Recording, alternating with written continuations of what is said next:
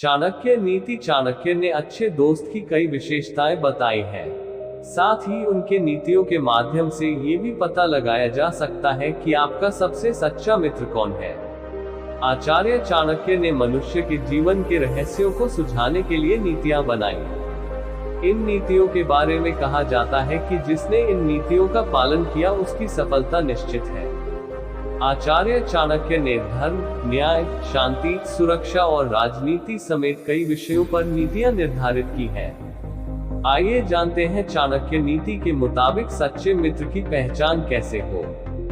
भूलकर भी ऐसे मित्र का साथ नहीं देना चाहिए जो सामने से आपकी प्रशंसा करता है, मधुर व्यवहार करता है और आपके मन को खुश करने वाली बातें करता है, लेकिन मौका देखकर आपके पीछे बुराइयां करता है और आपके काम बिगाड़ देता है।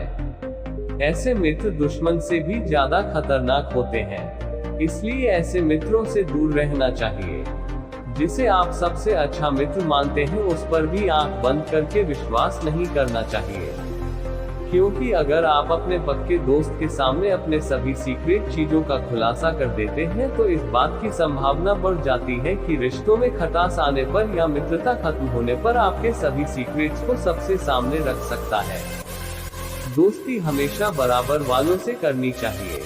अगर आप अपने बराबर वालों से दोस्ती नहीं करते हैं और अपने से नीचे या ऊपर के स्तर के लोगों के साथ दोस्ती करते हैं तो इस रिश्ते में दरार के आने की संभावना ज्यादा होती है। निर्धन का कोई मित्र नहीं होता, जबकि धनवान व्यक्ति के आसपास मित्र के रूप में लोगों की भरमार होती है। ये वह स्थिति होती है जब धनवान ये समझकर खुश होता है कि उसके काफी मित्र हैं और उसके दोस्त इसलिए खुश होते हैं कि धनवान उनके काम में मदद करेगा। ऐसे लोगों की पहचान करें। दुख के समय में जो व्यक्ति निस्वार्थ भाव से आपका साथ दे वही आपका सच्चा मित्र हो सकता है। अगर कोई मित्र संकट में, बीमारी में, दुश्मन के हमला करने पर, राज दरबार में और शमशान में आपके साथ खड़ा रहता है तो वो आपका सच्चा मित्र है। यही वो समय होते हैं जब आप अपनी मित्रता को परखते हैं। विपरीत स्वभाव वाले दो व्यक्तियों में कभी भी आपस में दोस्ती नहीं हो सकती।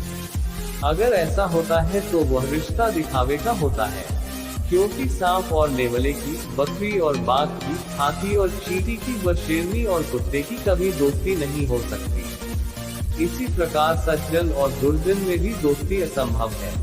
अपने संगत का ख्याल रखना आवश्यक है, क्योंकि संगत का असर अवश्य होता है, फिर चाहे वो अच्छा हो या फिर बुरा। धीरे धीरे ही सही, लेकिन ज्यादा समय उनके साथ बिताने पर आपके दोस्तों वाले गुण आपके अंदर आने लगते हैं। इसलिए दोस्ती करते वक्त इस बात का ध्यान रखें कि आपके दोस्तों की संगत आपके अनुकूल हो।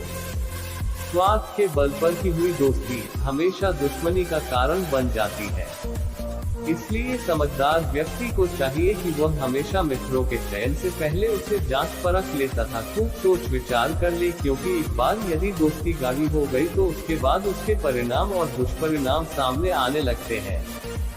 वाकई में अगर आपको मित्रता निभानी है तो ऐसी निभाई जाए जैसे कृष्ण और सुदामा की, कृष्ण और अर्जुन की, विभीषण और राम की बताई जाती है।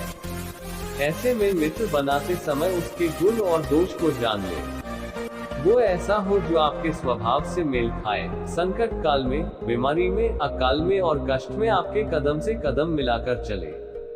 हमारे चैनल को लाइक, शेयर और सब्सक्राइब करें।